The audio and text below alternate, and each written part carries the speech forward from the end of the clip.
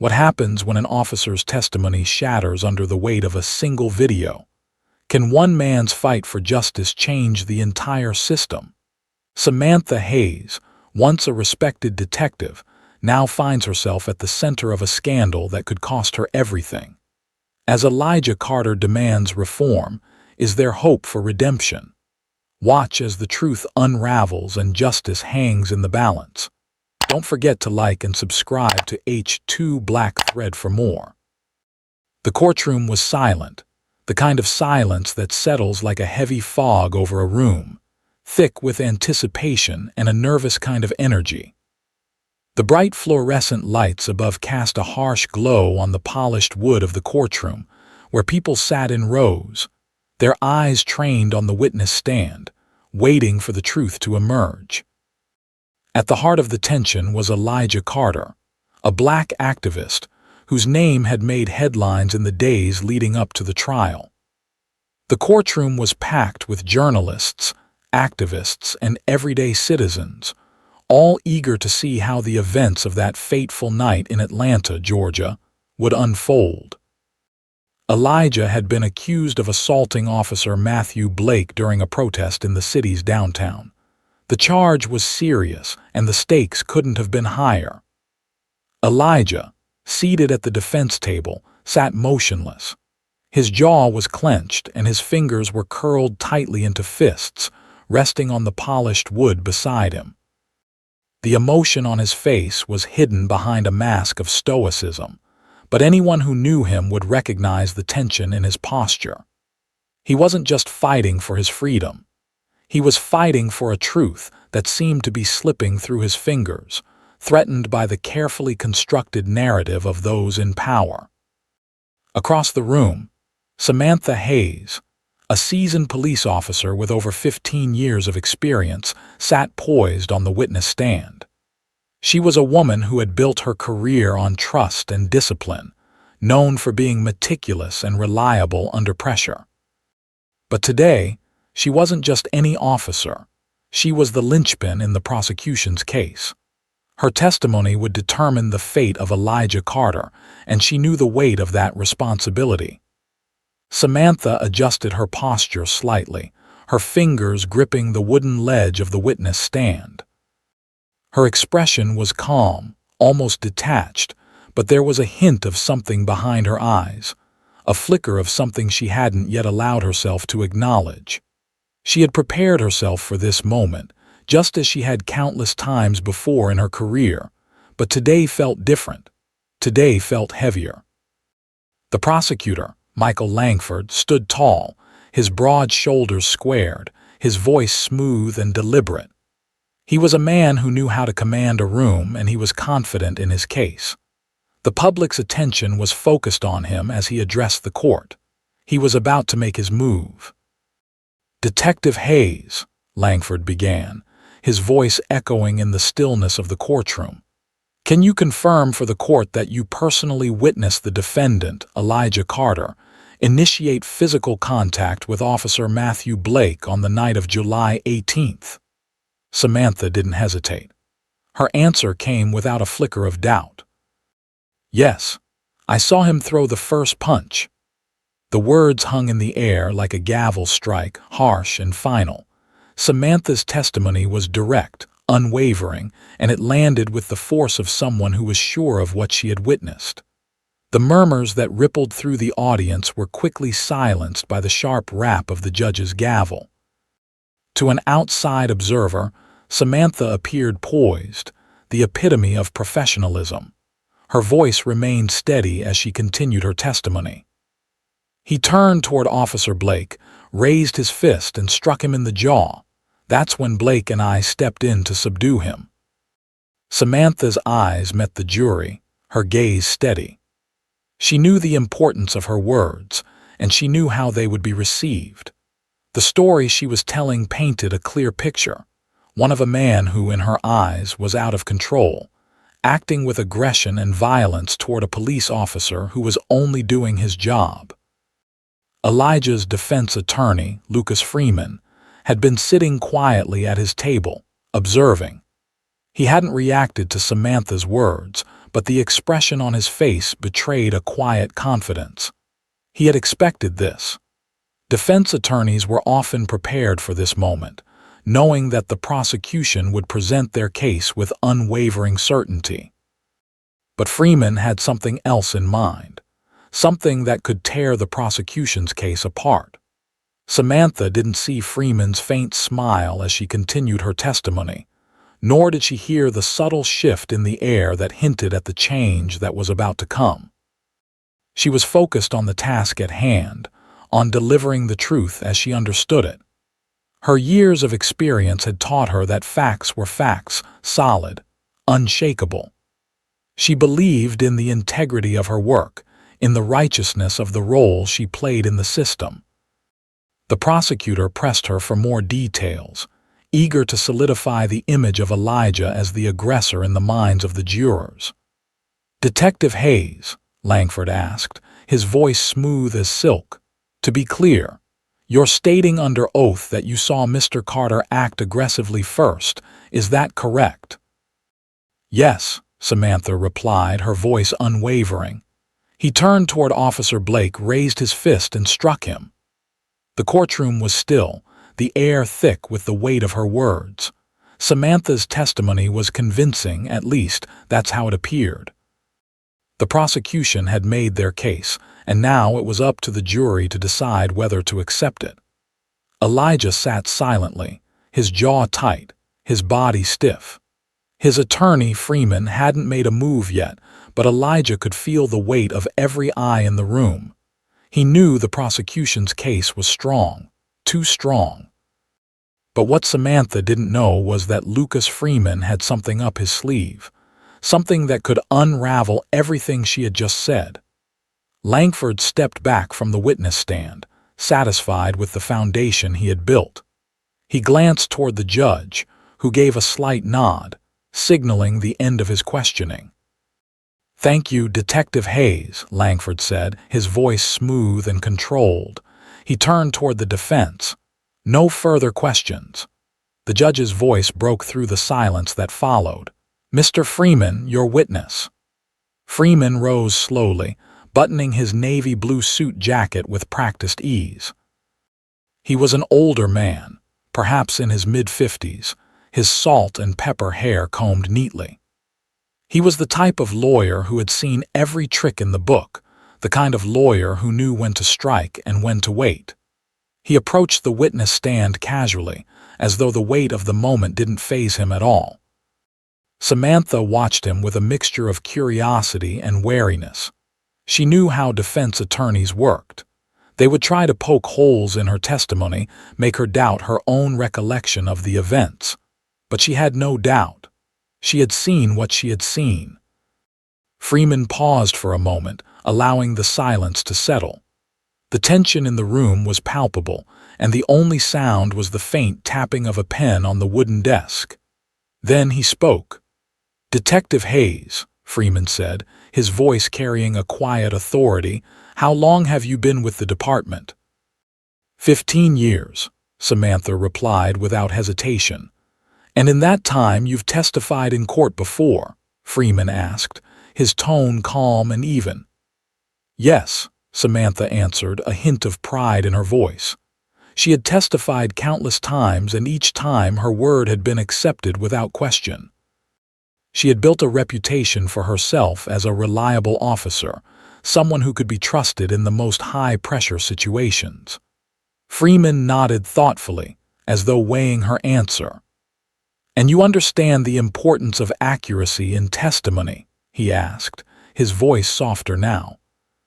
"Of course," Samantha replied, sitting up straighter. She could hear the subtle shift in his tone, the way his questions seemed designed to make her think, to challenge her in ways she hadn't expected.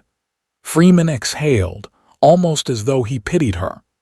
"That's good to hear," he said quietly. "Because what I'm about to show you will require absolute accuracy." He turned toward the defense table, where his assistant was already preparing a screen. A few quiet clicks echoed in the room as the screen flickered to life, and the lights dimmed. Samantha's pulse quickened as she straightened in her seat. She didn't know what to expect, but something about the way Freeman had spoken made her uneasy. The video began to play, and everything she thought she knew was about to change. The hum of the courtroom dimmed as the lights flickered, and the screen that had been set up near the witness stand came to life. It was the kind of moment when everyone in the room seemed to hold their breath, waiting for something that could change the course of the trial, something that could shift the weight of the case in an instant. The audience shifted in their seats, the reporters eagerly scribbling notes, and the jurors leaned forward, their faces reflecting the tension that filled the room. Elijah Carter sat in silence, his hands clasped tightly together on the table in front of him. He could feel the weight of the moment pressing down on his chest, but he didn't allow himself to show it. This was his chance. His lawyer, Lucas Freeman, had been calm and methodical throughout the trial, and Elijah trusted him completely. Freeman's calculated approach had led them to this point, the moment where the truth would finally be revealed. Freeman stood at the defense table, his back straight, his expression unreadable. He had prepared for this moment meticulously, just as he had prepared for everything else in the case. There were no surprises in his strategy. It was all part of a plan that had been laid out from the beginning. The courtroom was now entirely focused on the screen, which flickered briefly before settling into a steady stream of images. Freeman glanced at the judge, who nodded to signal that the video could begin. The silence in the room deepened, and even the smallest noise seemed amplified against the tension. The video began with a shaky view of flashing red and blue lights, a chaotic swirl of color that painted a picture of the protest taking place on the night of July 18th. The camera was clearly handheld, and the movement of the lens showed the disorder of the scene, a sea of bodies, shouting voices, and a frenzy of flashing sirens. The time stamp in the corner of the screen read July 18th, 1042 p.m., the same night Samantha Hayes had testified about. For a few moments, the video captured the turmoil of the protest, people shouting, officers barking orders. But then, the camera focused in on a specific group of people near the front lines of the protest, where Officer Matthew Blake stood. In the background, Elijah Carter could be seen, standing near a group of officers, his face focused but calm. His body was still, his hands raised in a peaceful gesture, open palms facing outward, clearly signaling that he had no intention of escalating the situation. The crowd around him seemed to be moving, but Elijah was rooted in place. He was speaking to someone, his mouth moving quickly, his words lost in the chaos of the protest, but there was no aggression in his stance. He wasn't shouting, he wasn't advancing toward the officers, he wasn't doing anything that could be construed as a threat.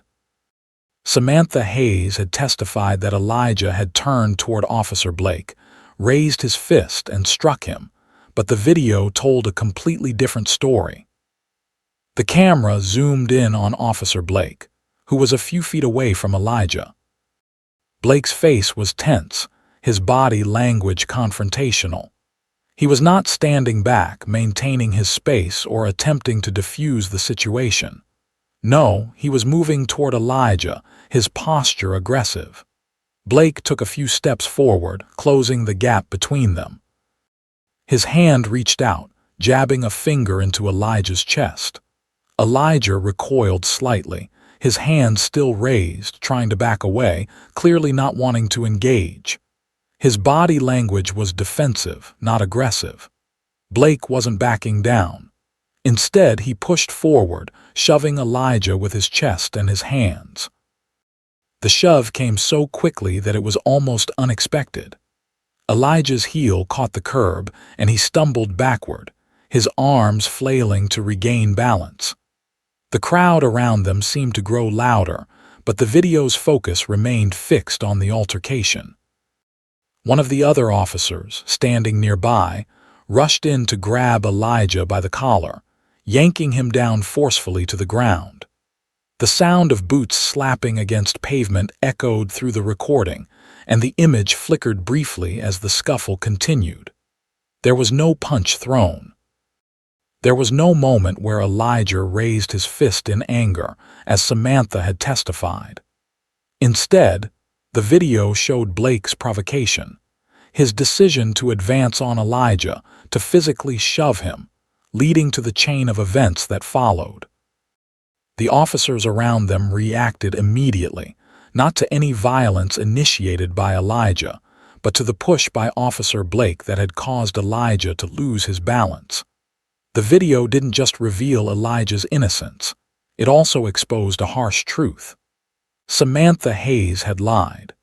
As the video continued to play, the courtroom fell into a thick silence. It wasn't the quiet of anticipation, or even of confusion.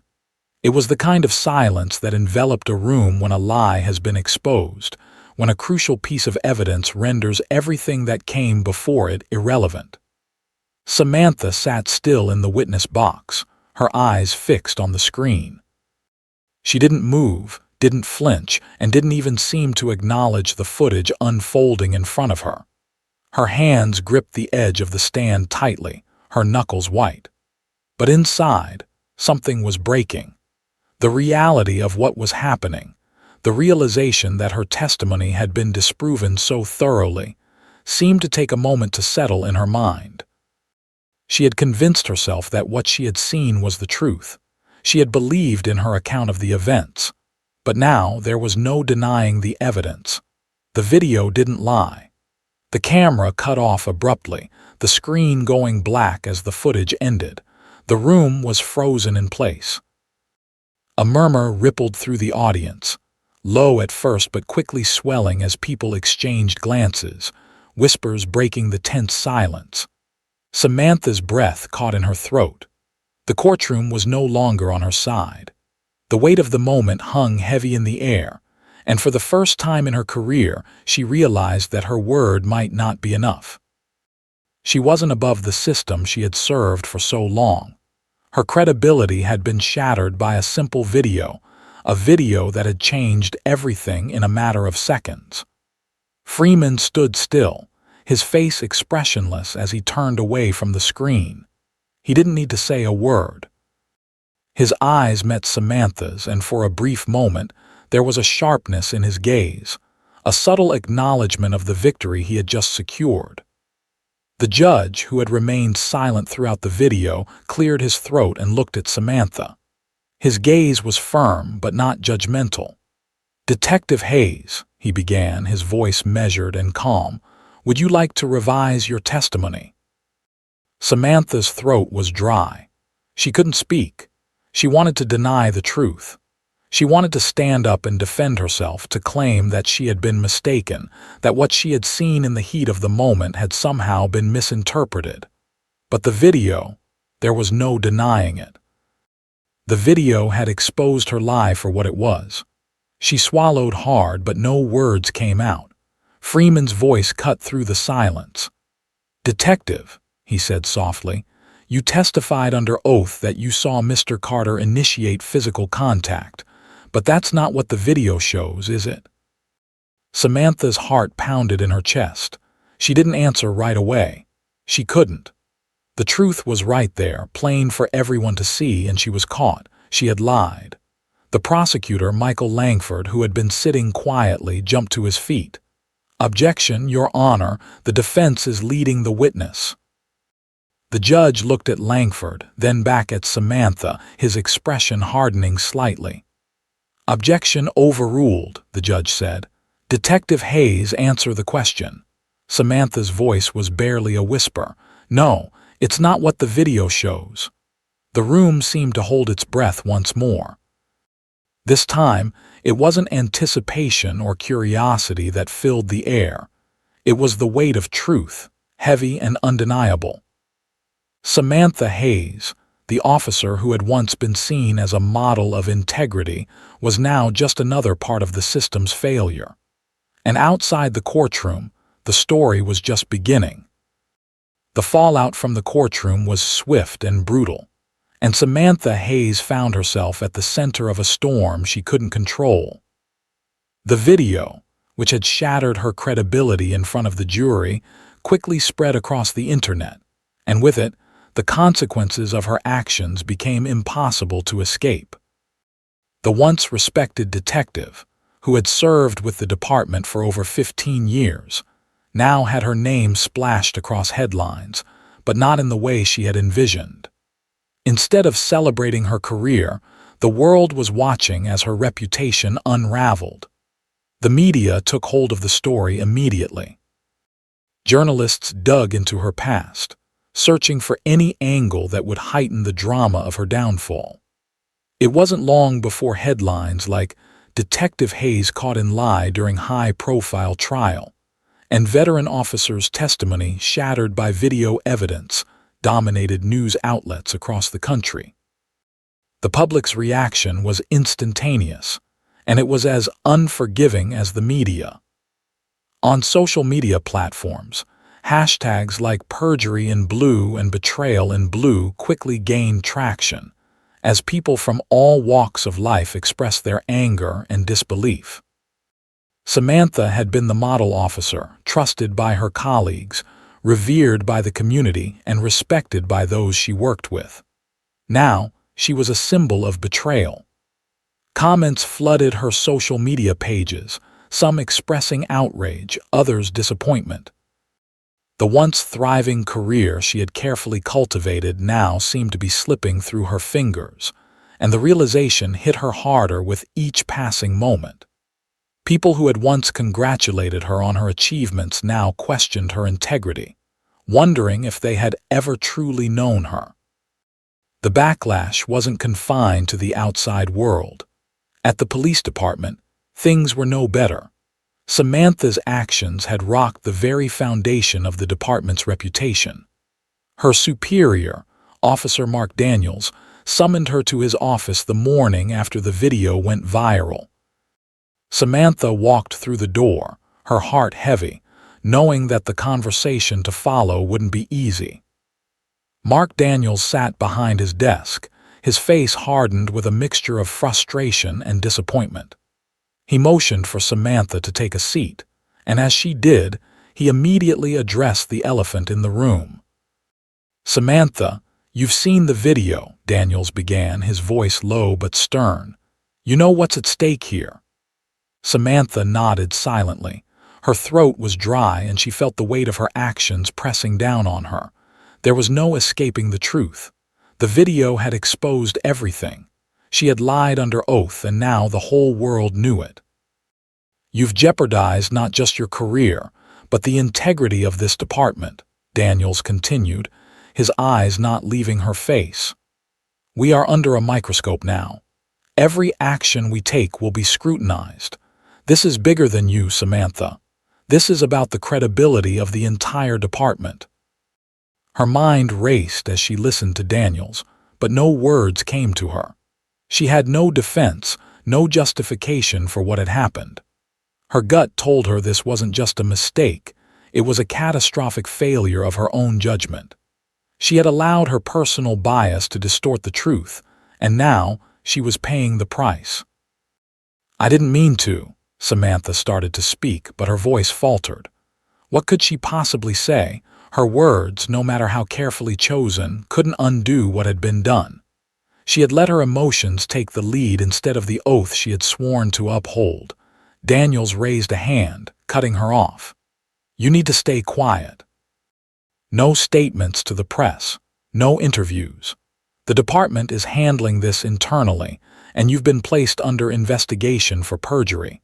I don't need to tell you how serious this is." His voice was firm, but there was a hint of something softer underneath, a recognition of the gravity of the situation for both her and the department. Samantha was struck by the finality of his words. Perjury. The charge hung in the air like a death sentence, not just for her career, but for her future in law enforcement. She had betrayed the trust of the very people she had pledged to protect. The department couldn't let this slide. It couldn't afford to have its reputation further tarnished. "You need to lay low," Daniels added, his tone softening a fraction. "I'll make sure your suspension is handled quietly, but you need to prepare yourself. We don't know what the outcome will be.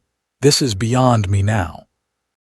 Internal affairs will take over, and from here on out, we'll see how this plays out." Samantha nodded numbly, unable to find the words to express the swirling emotions inside her. She had trusted herself too much, believed that she could maintain control over everything. But now, she realized how badly she had misjudged herself and her position. What had started as a small slip-up had turned into a catastrophe that threatened to ruin everything. As she left Daniels's office, the weight of the situation pressed down on her like a ton of bricks. The walls of the station seemed to close in around her. The whispers from her colleagues were loud in her mind, even though no one spoke directly to her. There was a tension in the air, a palpable shift. The people who had once respected her now looked at her with suspicion, some avoiding eye contact, others stealing glances in her direction. It was as if the entire department had turned their backs on her, as if her actions had cast a shadow on everything she had done up to that point. Outside the station, the world continued on as if nothing had happened. The streets of Atlanta were full of the usual hustle and bustle, but for Samantha, everything felt different. The weight of the public backlash, coupled with the internal investigation, was enough to make her feel isolated, cut off from everything she had once known. The media frenzy didn't help. Every news outlet continued to air the video, dissecting every detail of the trial, of Samantha's testimony, and the fallout that followed. The more the story played out, the more her name was dragged through the mud. She wasn't just a detective anymore. She was a disgrace, a cautionary tale for anyone in law enforcement who thought they were untouchable. And no one was more aware of this than Samantha. She had trusted herself to tell the truth, but the truth had been twisted by her own bias. Now, there was no hiding from the consequences. Her suspension was only the beginning. The department's investigation was just the start of a much larger legal process, and she had no idea what would come next. Would she be fired? Would she face criminal charges for perjury? Would she ever work in law enforcement again? Her phone buzzed, and she looked down to see a message from her lawyer. "Internal Affairs has opened an investigation. I'll be in touch. Prepare yourself." The words sent a chill down her spine. There it was, the investigation. The thing she had been dreading ever since the video was made public. Her career was on the line. She had no idea how this would play out, but it was clear that her actions would haunt her for a long time. Walking through the corridors of the station, Samantha felt the isolation more acutely than ever. The voices in the break room were muffled, and though she knew they were talking about her, no one had the courage to speak directly to her. The air was thick with the weight of her actions. Every step she took felt like it carried the burden of all her mistakes. The world had seen the truth, and now Samantha had to live with the consequences. Her career, her future, everything was uncertain. The trust she had worked so hard to earn had been shattered in a moment of dishonesty, and the fall from grace had begun. Elijah Carter sat quietly in his office, his fingers drumming lightly on the edge of the desk. The press conference was scheduled for the following day, but he couldn't shake the feeling that the weight of his actions, the weight of the moment, was becoming heavier by the second. His name had already spread across the news, a name now associated with more than just activism. He had become the symbol of something bigger, something far more complex than he had ever imagined. Elijah had been exonerated. The video had cleared his name, proven that he had not assaulted Officer Blake as the prosecution had claimed. But for Elijah, being cleared wasn't enough. He couldn't just walk away from this. There was too much at stake. The trial, the false accusations, and the miscarriage of justice were just symptoms of a much larger issue that had been festering for years within the very system that was supposed to protect the people. Elijah knew that his fight for justice was far from over. It had only just begun.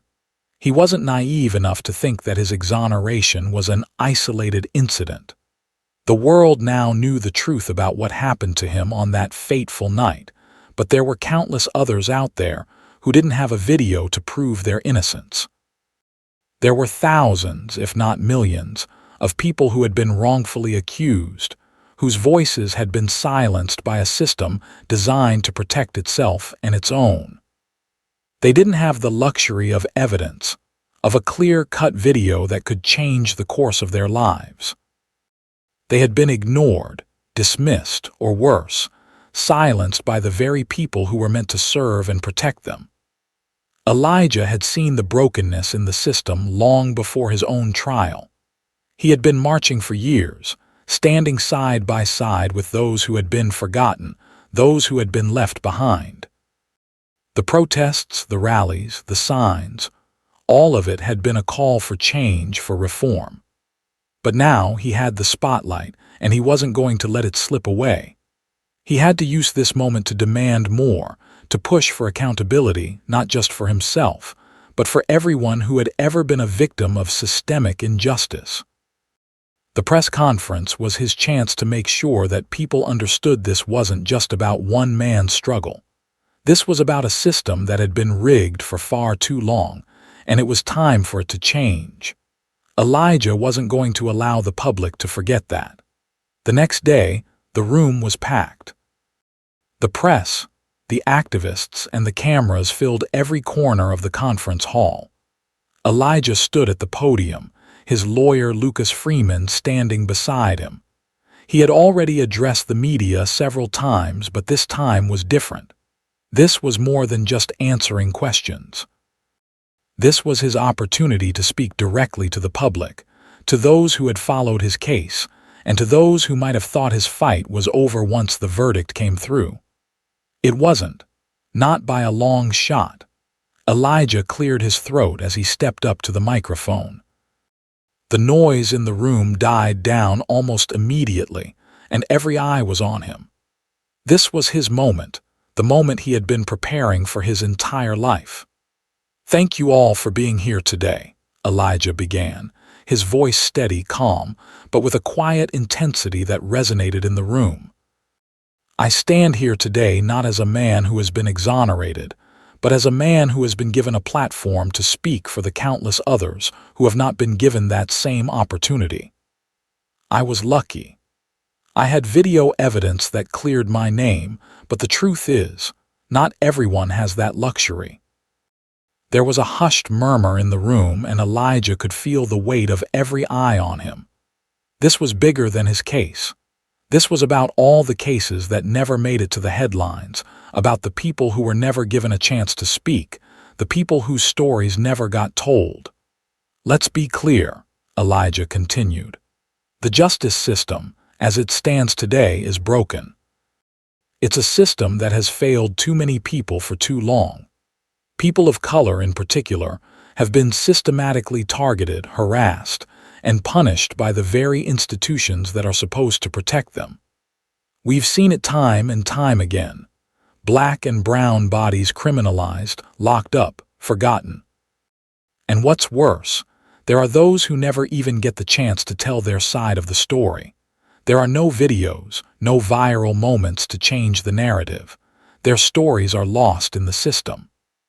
The room was completely silent now.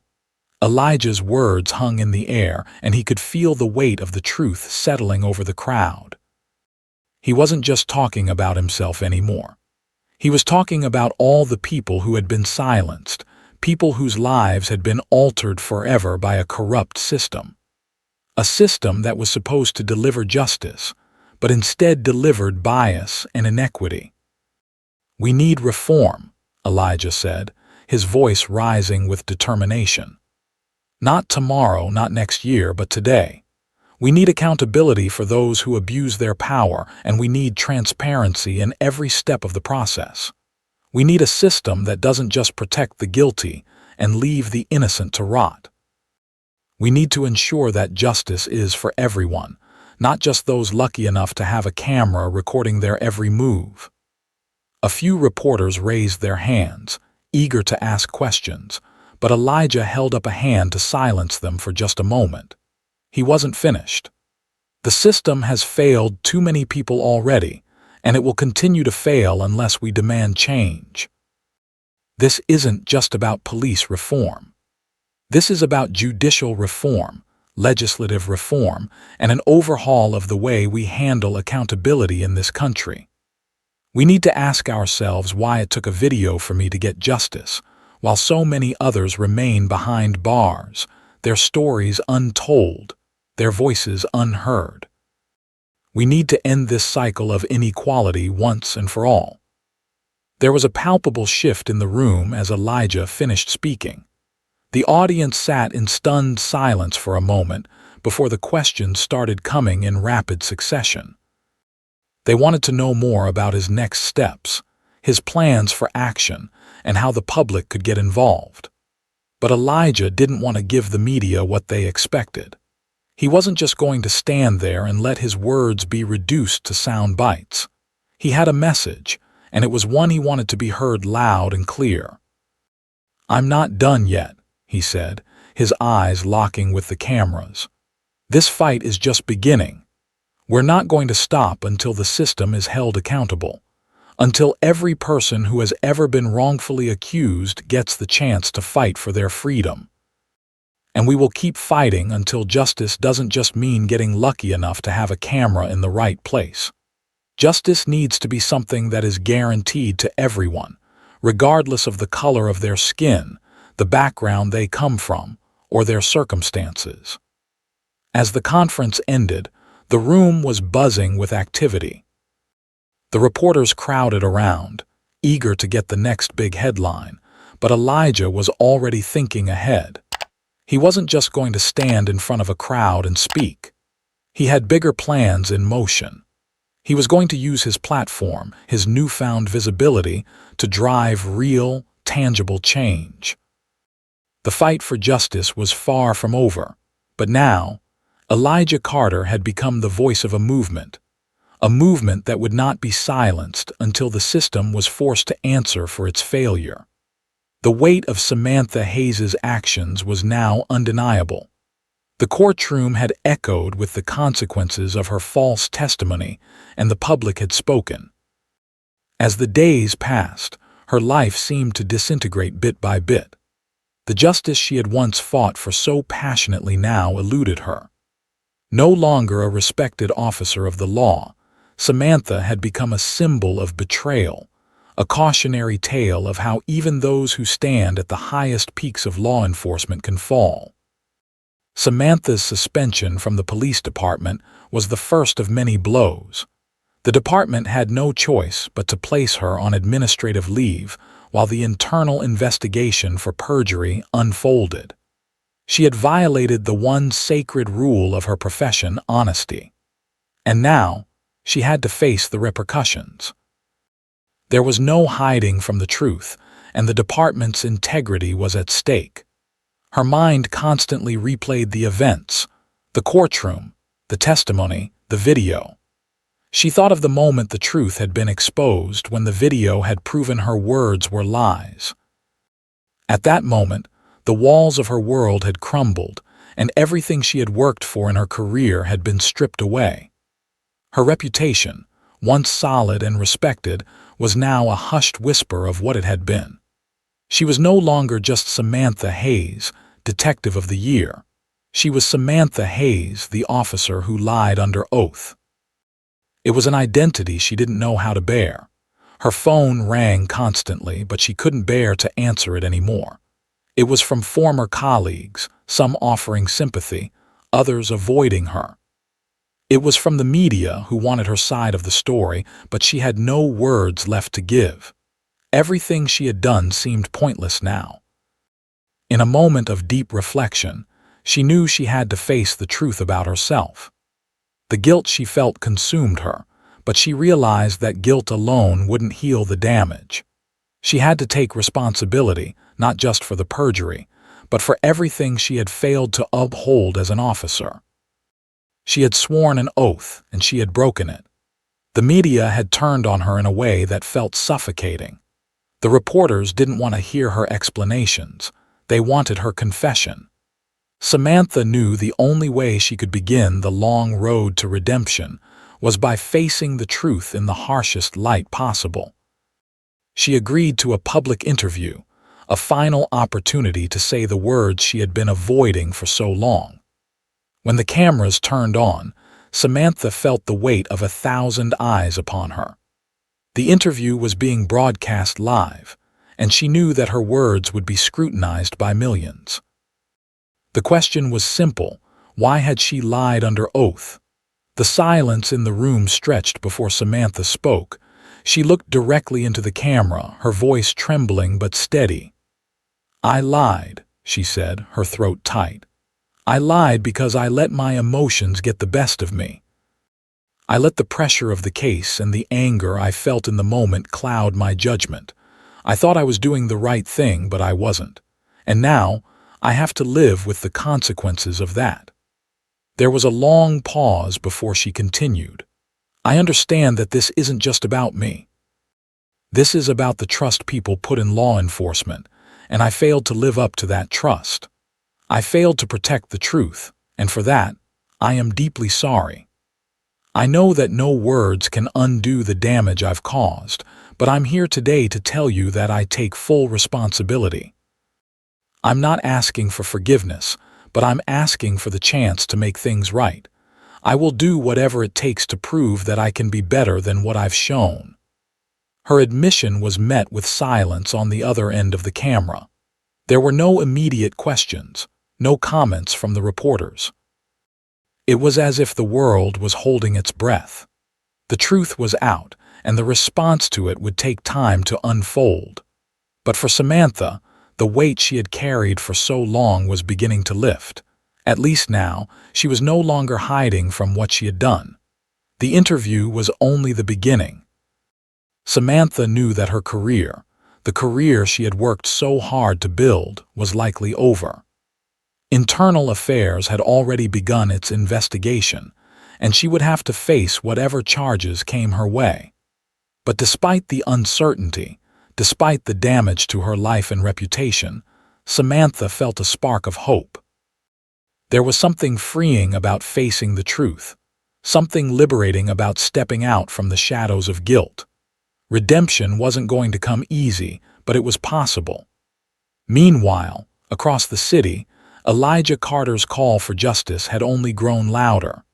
His press conference had resonated with the public, and his words had sparked a movement.